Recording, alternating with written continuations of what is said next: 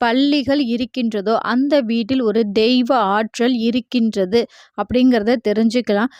எந்த வீட்ல பல்லியே இல்லையோ அந்த வீட்ல கண்டிப்பா ஏதோ ஒரு துர்சக்தி இருக்கின்றது அப்படிங்கிறதையும் நீங்க தாராளமா தெரிஞ்சுக்கலாம். அந்த காலத்துல பார்த்தீங்கன்னா, நல்ல புது வீடு கட்டினாலும் அந்த வீட்ல பல்லி முதல்ல குடியேறிடுச்சா அப்படின்னு பார்ப்பாங்க. பல்லி வந்த பிறகு தான் வீட்ல மற்றவர்கள் பால் காய்ச்சி குடியேறுவாங்க. அந்த பழக்கம் நம்ம முன்னோர்கள் காலத்திலிருந்தே நமக்கு தொன்று தொட்டு வருகின்றது. பல்லி அப்படிங்கிறது ஒரு நல்ல அதிர்வலை, தெய்வாற்றல் நிறைந்த ஒரு உயிரினம். அந்த உயிரினம் முதல் முதல் நம் வீட்டில் வாசம் செய்தால் கண்டிப்பா துர்சக்தி நம் வீட்டில் இருக்காது அப்படிங்கிறது நம்ம முன்னோர்களின் நம்பிக்கை. நெறைய பேர் சொல்லக்கூடியது, "எங்க வீட்ல பல்லி இருக்கு. ஆனா சத்தம் போட மாட்டுது. எங்க வீட்ல பல்லி இருக்கு. நல்லா சத்தம் போட்டுட்டு தான் இருந்துச்சு. திடீர்னு சத்தம் போட மாட்டுது." இதற்கெல்லாம் என்ன காரணம்?